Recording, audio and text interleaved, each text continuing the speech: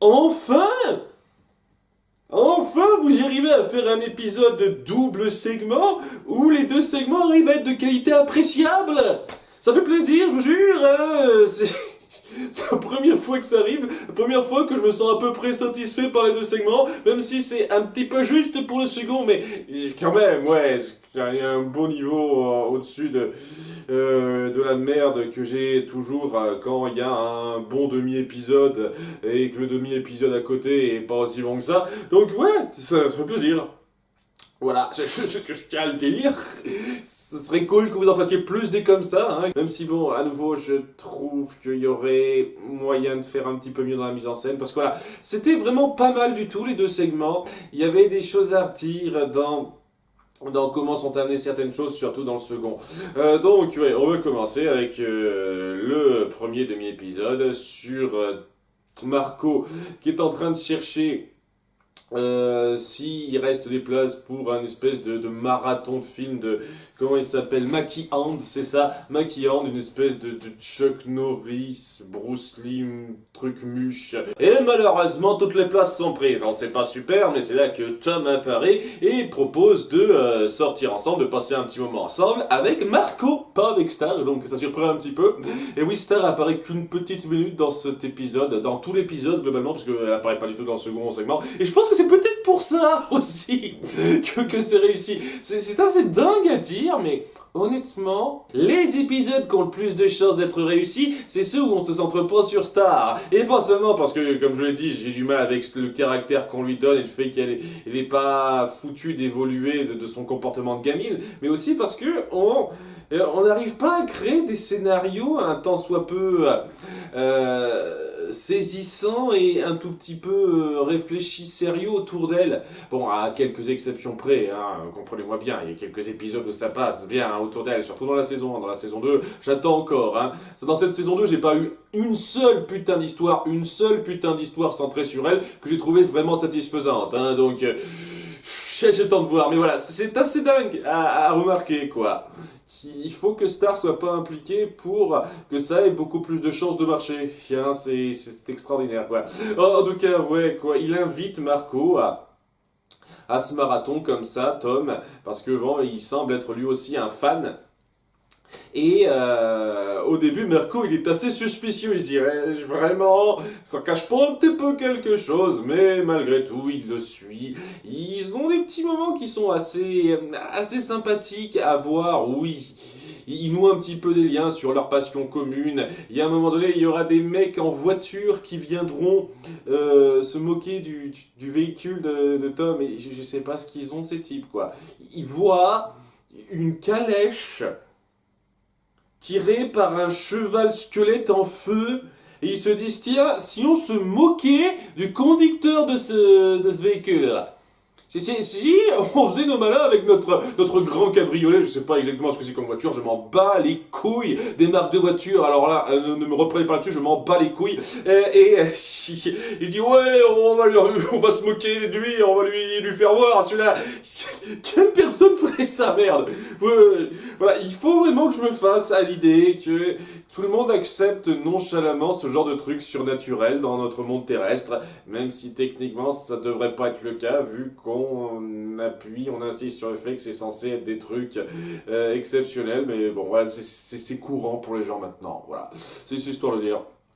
Mais bon, quoi, ils se moquent, il y a Marco qui leur fait bien voir en essayant de calmer un petit peu Tom, parce qu'à nouveau, on voit que Tom a ce petit problème de gestion de la colère. Et oui, ça va être un petit peu le thème de cet épisode-là. Ils se découvriront une autre passion envers un groupe de chanteurs qui s'appelle Love Sentence, c'est ça. Et voilà, ils passeront un petit moment sympathique entre garçons, Marco sera content, seulement voilà, il y a bientôt le marathon qui commence, et Tom veut passer plus de temps avec lui, veut le forcer à passer un tout petit peu plus de temps avec lui ici. Et ouais, c'est là que je dis, voilà, la mise en scène est un petit peu mal fichue parce que, voilà, il l'empêche d'aller au marathon avec lui alors qu'il pourrait l'accompagner pour aller au marathon avec lui. Il pourrait sortir avec lui pour passer encore plus de temps avec lui, puisque le but de la chose, on l'apprendra plus tard, parce qu'il commencera à s'énerver alors que Marco veut partir, c'est que c'était un test tout ça, pour lui, pour Tom, de la part de son coach, pour voir s'il pouvait arriver à bien gérer sa colère et avoir une espèce de médaille pour ça, quoi. C'est pour reprendre ce qui avait été instauré sur lui dans l'épisode de la saison 1 sur lequel on se centrait un petit peu sur le personnage. Et c'est histoire de voir qu'il essaye de faire des efforts. Et le truc, c'était, le défi, c'était de passer 3 heures en compagnie de la personne qu'il détestait le plus. Et donc voilà, en gros, cette espèce de moment d'amitié entre lui et Marco, c'était assez fin, même si pas totalement. Et c'est ça qui est assez intéressant à voir. Seulement voilà, je pose la question, qu'est-ce qui l'empêchait de suivre Marco pour aller à ce marathon? Ça comptait pas dans le temps passé avec lui durant ces 3 heures? Parce que là, ça n'a rien à voir avec la gestion de la colère, c'est juste, oui, j'empêche quelqu'un de sortir de ma caravane contre sa volonté, quoi. C'est bien entendu, ça aide pas. C'est un petit peu bizarre, quoi. Et c'est ça que je trouve dommage.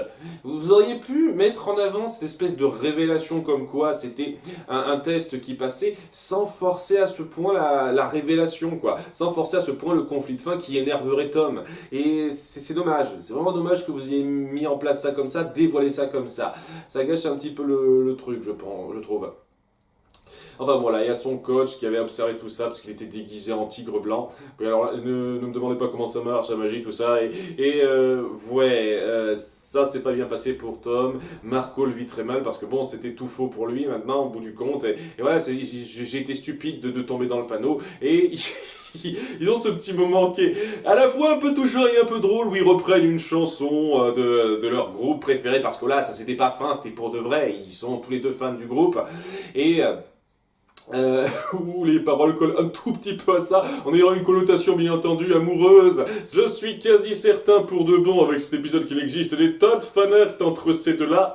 Ah oui, il doit y avoir autant de shippers entre Marco et Tom qu'entre Marco et Star. Hein. Largement.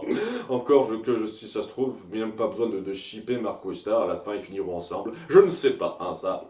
En tout cas, ouais, quoi, c'était plutôt bien rendu et on sent qu'il se sent un petit peu mal de ce qu'il a fait, Tom, et donc pour se faire pardonner, il ressuscite, j'ai perdu son nom maintenant, Mackie Hand, donc la star de film d'action, j'en ai pas parlé, mais oui, il était mort, hein, et pour se faire pardonner, et ça marche avec Marco, ce qui... Je trouve là aussi fait un petit peu facile, quoi. C'est genre, ah, tu m'as déçu, tiens, si je faisais un truc pour me racheter mes super matériels dans l'absolu. Et ouais, c'est pas extra. C'est pas extra. Ça aurait pu être un petit peu différent de ça, je trouve.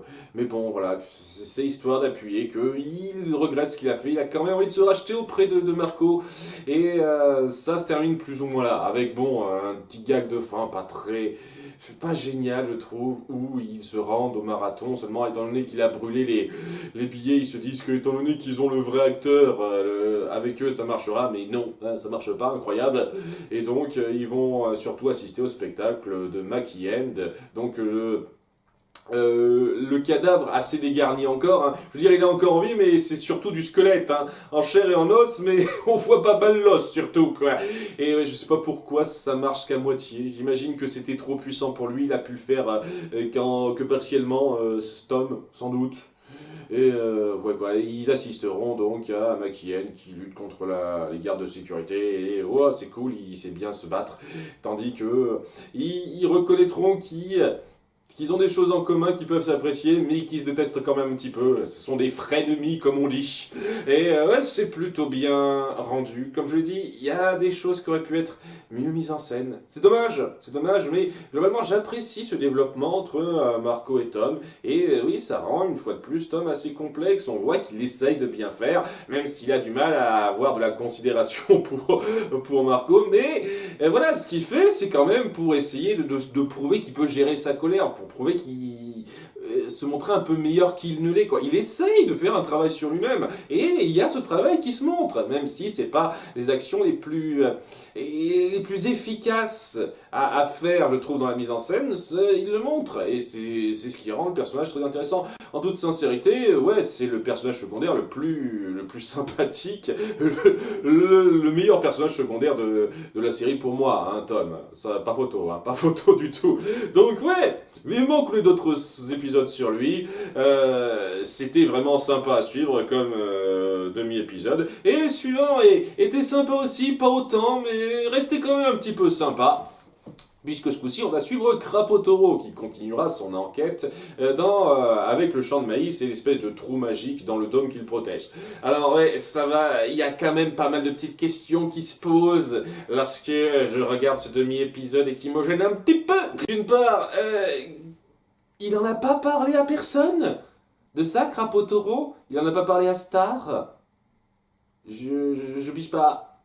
Pourquoi il n'a pas parlé à Star de cette situation et surtout, ok, très bien, si ça se trouve, il veut garder ça pour pouvoir permettre aux siens, aux monstres qui sont toujours un peu mal considérés, de pouvoir avoir accès à cette nourriture. Ok, comment ça se fait que personne à Muni, pour l'instant, n'ait remarqué ce trou dans le dôme qui protège la serre de maïs. D'ailleurs, au passage, ce maïs, il arrête pas de pousser par centaines, par magie ou un truc comme ça, parce que bon, maintenant, on n'arrête pas de voir qu'ils en prennent par des épis à fond entier, alors que ce qu'on avait vu, le champ de maïs, il n'était pas si grand que ça dans l'épisode 6, c'est ça. Il était quand même assez petit, mais bon, j'imagine que ça pousse comme ça par magie tout le temps, à super haute fréquence, sans doute. Mais malgré tout, ça n'explique pas comment ça se fait que Muni, personne n'ait remarqué ça. Ça fait quand même un petit moment que ça dure. Ça fait 4 épisodes que c'est mis en place. Et vu qu'on montre de façon assez claire qu'il se passe un certain temps d'un épisode à l'autre, hein, c'est pas, tout se fait pas en l'espace d'une journée, ces 4 épisodes qu'on a vus, hein, c'est clair et net, hein, il se passe du temps, hein, on l'appuie de façon super évidente qu'il se passe du temps d'un épisode à l'autre. Donc, personne n'a remarqué ça à Muni parce que ce sont des grosses branques. C'est-à-dire, le roi a vu des mecs qui s'attaquaient un petit peu à ce dôme et il n'a pas pensé à envoyer quelqu'un pour vérifier ce qui se passait ou quelqu'un pour surveiller un tout petit peu. Non, personne n'a remarqué ça. Il y a un trou dans le dôme personne n'a remarqué ça. Les soldats s'en branlent. Alors que c'est censé être une denrée super importante de nourriture pour eux, mais on s'en fout. C'est la logique est un peu irritante lorsqu'on y regarde, parce que voilà, il faut qu'on force les personnages à être incompétents, à ne pas faire gaffe des trucs sur lesquels ils devraient faire gaffe, d'après ce qu'on a mis en place, mais non, si c'était le cas, ça arrangerait pas le scénario, l'intrigue qu'on veut amener. C'est un gros problème, hein. Il va y avoir un même problème de ce genre-là un petit peu plus tard et qui est gênant. Et c'est ce genre de choses qui est ennuyeuse un petit peu. Enfin bon, voilà, Krapotoro est en train d'enquêter. On voit qu'il a une écriture aussi jolie que celle de mon médecin traitant. Et il se fait très vite repérer et capturer par une espèce de monstre qui est une espèce de sanglier, quoi, qui a un fétiche pour l'étiration. Il adore montrer ses muscles, dire oh, tiens, comme je suis, costaud. Ça s'épuise très vite. Et à nouveau, hein, c'est pas illustré de la meilleure façon en termes de dessin. À nouveau, j'en ai parlé, je ne vais pas non plus m'étendre à fond là-dessus. Mais voilà, le fait est que Krapotoro est capturé, est amené à une espèce de roue pour concasser, ou je ne sais pas trop quoi, le maïs qui a été pris. Il y a une des choses que j'aime bien qui a été fait, qui a été pondu là entre Krapotoro et un des détenus qui doit donc tourner la roue. Vous savez, c'est une roue à la Conan le barbare, si vous avez suivi le film, hein, où donc il y a les esclaves qui doivent tourner la roue pour faire le travail. Bon là, ça sert à quelque chose, parce que des fois j'ai jamais trop compris à quoi ça servait dans Conan le barbare. Mais bon, n'hésitez pas à me reprendre, hein, si vous savez à quoi ça servait ce truc-là dans Conan le barbare, de tourner cette roue. En tout cas, ouais, il y a un échange entre Krapotoro et un détenu, où le mec comprend pas où il veut en venir quand il demande où va le maïs, et il répond toujours dans le trou qu'il y a là. Mais d'accord, mais où? Dans le trou, et j'avoue que l'échange était plutôt drôle. Mais bon, Voilà, c'est histoire de mettre en place ça et le fait que Crapotoro finira par s'échapper. Grâce à un tour un petit peu un peu forcé visuellement aussi parce que bon, étant donné qu'il est crapaud en même temps que taureau, il a les capacités du crapaud et sa capacité c'est d'avoir une langue qui s'étire, chose qu'on n'avait jamais vue avant et c'est que maintenant qu'il s'en sert. Et vraiment, c'est quand je dis qu'elle s'étire, elle s'étire vraiment de façon ultra cartoonesque, débile quoi. Ça gâche un petit peu l'immersion parce que j'ai le sentiment que ce sera pas ultra utilisé ce genre de délire et c'est juste une connerie visuelle que vous avez que vous avez pondu sur le coup alors que vous y avez pas réfléchi avant. Et en plus on sent aussi que l'épisode racontait pas quelque chose de très poussé pour tenir sur 10 minutes, c'est dingue mais ouais. Alors que bon, on aurait pu s'étendre sur certains autres points, c'est-à-dire comment Crapaud Taureau se ferait capturer, parce que c'était un peu facile au début ça aussi. Mais voilà quoi, et donc on essaye de détendre un petit peu ça avec du remplissage. Et le remplissage, c'est le fait qu'il étire sa langue super loin pour essayer de piquer les clés du garde, puisque tout le monde est endormi sauf lui. Mais ça marche pas, et donc c'est juste un gros délire qui s'étend pour rien et qui rend ça un petit peu dégueu même pour qu'au bout du compte, il utilise sa langue comme clé, puisque ça marchera pas. Enfin, si, il agrippera les clés, mais il avalera tout, en fait. Sans faire exprès. Donc c'était un gag perte de temps, pas particulièrement drôle. Voilà, c'est du cartoon facile, pour qu'au bout du compte, il utilise sa langue comme clé à la place, puisqu'il sait les tirer pour bien coller à la serrure de ses menottes. Donc voilà pourquoi il n'a pas juste fait ça pour commencer.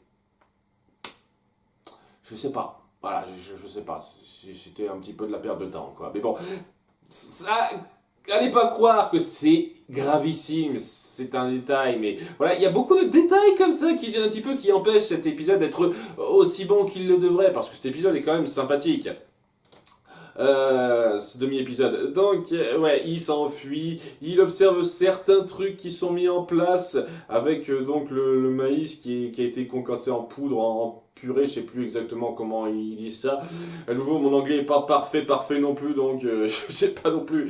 Et suivi sans détail, et ils ont fait une espèce de labyrinthe pour pour les souris, pour les rats, et qui, avec au centre une espèce de représentation du palais de Muni que les rats doivent détruire. C'est pour les entraîner à s'attaquer à Muni, j'imagine. Le truc, c'est que, vu comment on présente Ludo peu de temps après, j'ai le sentiment que c'est juste des tas de délires qui n'ont pas vraiment de signification. Donc on a cette espèce de découverte du nouveau palais de Ludo, entre guillemets, qui gère tout ça, et sans vraiment qu'on donne d'explications, qu'on mette en place de choses satisfaisantes sur comment il emploie ce maïs. À nouveau, c'est présent. Et je sais pas, peut-être que c'est moi, hein, peut-être que c'est moi qui fais mon rabat-joie et qu'on va avoir quelque chose de très satisfaisant à l'emploi de ce maïs. Mais pour le coup, je me pose encore des questions de dire pourquoi, qu'est-ce que ça fout là en fait? Il vole des tas de maïs, j'imagine, c'est pratique pour se nourrir, mais pourquoi il les concasse en espèces de purée, pourquoi il fait ces espèces de labyrinthes, tout ça. Et quand on le montre plus tard, ça donne pas du tout l'impression qu'il a quelque chose de super précis, de super pensé en tête, quoi. Ça reste Ludo, la légère andouille, qui a pas l'air d'être super compétent. C'est pour ça que j'ai des doutes sur la finalité de ce plan avec le maïs. Non, là non plus, c'est pas affreux, mais j'ai quelques petits doutes. En tout cas, voilà, il est rejoint par, il est rattrapé par le type avec la tête en sanglier qui essaie de l'impressionner, mais dès lors qu'il dit qu'il veut pas se rendre, il dit ok, bah tu peux pas m'emmener avec toi. Ok, si tu voulais te barrer de cette tyrannie dans laquelle on te force, pourquoi tu forçais les autres à le faire? Je veux dire, on te donne plein pouvoir, mec. T'es responsable de pas mal de choses dans cette espèce de truc esclavagiste. Pourquoi t'as pas pensé à te barrer avant tout seul? T'avais largement la possibilité de le faire. C'est pas comme si vous étiez surveillé ultra étroitement non plus. J'avoue que je comprends pas. J'avoue que je comprends pas. C'est quoi ce revirement rapide de merde? C'est histoire de montrer que Crapotoro se fait une espèce d'ami rapidement en chemin et qu'il est prêt à aller loin pour l'aider dans ce qui arrivera après. Mais il y avait moyen, je sais pas, de mettre en place quelque chose d'un petit peu mieux, mis en scène, une fois de plus, où on montrerait que ce qu'il fait en tant que chef qui garde les prisonniers, il le fait vraiment de façon forcée, parce qu'il y a quelque chose, je sais pas, il aurait un collier ou un truc comme ça, qu'il forcerait à le faire, et grâce à Crapotoro, il aurait plus accès à ça, il voudrait se barrer lui aussi. Mais là non, c'est juste, ah tiens, tu veux te barrer, ok, emmène-moi avec toi s'il te plaît. Je veux plus rester là. Ok, bah pourquoi t'as pas fait ça tout seul toi-même? Si t'avais à peu près les mains libres, je sais pas. Ça c'est dommage, beaucoup de choses comme ça qui sont dommages. Mais bon, à nouveau, je vais pas faire que chier sur cet épisode parce que je le redis, je le trouve quand même pas trop mal. Dans le sens où ça appuie un petit peu que Crapotoro est du genre à être un enquêteur, à faire gaffe à ce qui se passe. Il est plutôt malin, c'est un personnage qui est plaisant à suivre, et donc le fait que ce soit le héros de cette histoire n'est pas du tout ennuyeux, au contraire, il y a quelque chose de très sympathique à voir là-dedans. Ça fait plaisir de voir qu'on diversifie un petit peu les personnages centraux des récits, le fait de voir que c'est le deuxième épisode dans lequel on se centre vraiment sur Crapotoro, bah c'est sympathique, vraiment sympathique.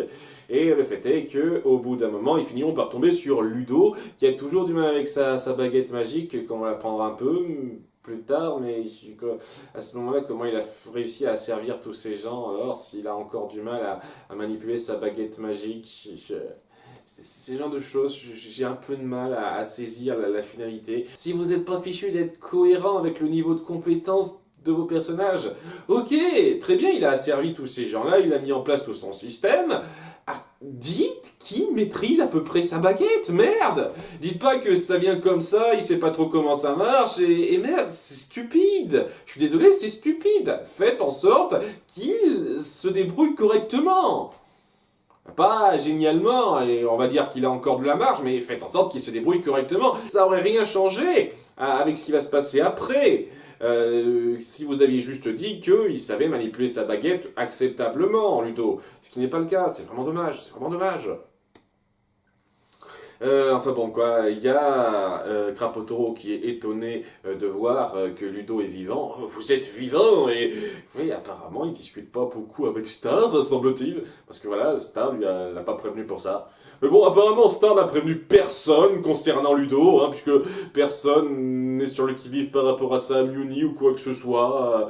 Tout le monde s'en branle quoi. Star l'a rencontré une fois, il a sa baguette à lui, on s'en fout. C'est le petit conflit du jour, on a oublié ça, on attendra que ça revienne. J'en sais rien, c'est pas par rapport à ce demi-épisode, mais c'est à nouveau par rapport à Star, comment c'est mis en place, parce que voilà, ça a été lancé, maintenant Star est au courant, et j'ai l'impression qu'elle fout absolument que dalle pour essayer de prévenir ça, ne serait-ce que qu'avertir les gens qui lui sont proches à Muni.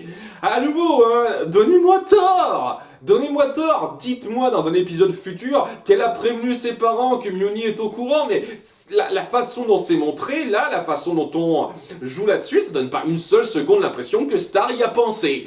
Je suis désolé. Et donc, c'est un gros problème autour du personnage en ce qui me concerne. C'est pas dans ce demi-épisode que le problème est là, vraiment, mais ça m'irrite un petit peu. Plus ça m'irrite un petit peu de voir à quel point on fait pas gaffe à ça, quoi. Enfin bon, il y aura un combat pas trop mal où on verra que, oui, il a complètement perdu la tête, semble-t-il, Ludo. Je dis ça semble-t-il parce que peut-être que oui, il y a une voix dans la demi-baguette qui lui parle, c'est pas impossible. Peut-être que c'est cette même voix-là, la même entité qui lui a permis de trouver la baguette et de sortir de cette espèce de zone spatiale dans laquelle il était dans l'épisode 1 de la saison 2. Peut-être que c'est cette même puissance-là qui lui parle, je ne sais pas, pour l'instant, mais bon, pour l'instant, ouais, il entend sa baguette qui lui dit non, ne le tue pas tout de suite, fais-le rejoindre tes troupes. Et oui, on n'est pas sûr, est-ce qu'il devient taré ou est-ce c'est une vraie voix qui lui parle? Mystère, ça j'aime bien, vraiment. Mais à nouveau, ça montre que ça n'a pas l'air d'être quelqu'un de super réfléchi. Peut-être que c'est cette voix dans cette baguette qui lui dit quoi faire par rapport à ce maïs, et donc cette espèce d'entité un peu mystérieuse qui lui parlerait, qui est derrière cette espèce de plan qui est fomenté en son nom. À ce moment-là, ok, ça justifierait pas mal de trucs. Et ouais, je retirerai pas mal de choses que j'ai dites avant. Mais ouais, ça reste un petit peu ça reste un petit peu mystérieux et on n'est pas sûr. Hein. Si c'est le cas, s'il y a vraiment une autre voix qui lui parle et qu'on joue bien là-dessus, ça peut excuser et justifier pas mal de choses avec lesquelles j'avais des problèmes concernant Ludo. Dans ce qui est mis en place, et tant mieux. Si c'est pas le cas, il y aura des choses qui resteront un petit peu bizarres, hein, et pas super satisfaisantes. On verra, hein, à nouveau on verra. En tout cas voilà, c'est le combat, et à nouveau, étant donné que Ludo est un peu stupide, et sait pas trop se débrouiller, Crapaud finit par arriver à s'en sortir et à s'enfuir avec son ami sanglier, et ils partent chacun sur leur chemin différent. Cool, ok. Et Crapaud Taureau et une petite introspection, se dit peut-être que j'aurais dû accepter cette proposition de job parce que j'ai une famille, tout ça. Mais bon, il comprend l'importance de faire ce qui est juste et se dit qu'il faut que je prévienne Star. Donc il a le réflexe qu'elle n'a pas. Hein, c'est cool de voir que quelqu'un est plus intelligent. À nouveau, donnez-moi tort. Dites préciser à un moment donné qu'elle a prévenu ses parents et d'autres personnes par rapport à ce qu'elle a vécu. Ce serait tellement cool que vous fassiez. En tout cas, ouais, ce demi-épisode raconte quelque chose de très intéressant en sa base. C'était vraiment cool de suivre Crapaud Taureau. Et la façon dont est poursuivi, la mentalité de Ludo était plutôt sympathique à voir. L'action était fun. Il y avait 2-3 moments d'humour qui passaient bien, malgré le fait qu'il y avait du gros remplissage. La mise en scène un peu forcée, et oui, cet épisode en particulier, ce demi-épisode en particulier, me fait avoir quelques réflexions par rapport à l'incompétence des autorités en place à Munich. Comme quoi, apparemment, il n'y a que la mère de Star qui peut faire gaffe à ce genre de truc. Étant donné qu'elle s'en fout un peu du maïs, on va dire que tout le monde ne fait pas gaffe à ça, voilà.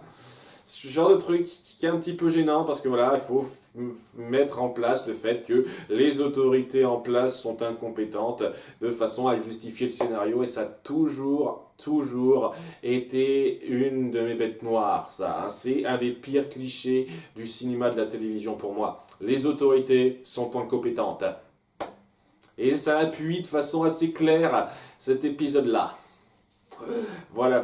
Hein, c'est le petit souci que j'ai, qui est pas anodin, mais n'empêche que ouais, c'était cool de suivre Crapaud Taureau. Et je retire pas le léger fun que j'ai eu à voir ce demi-épisode.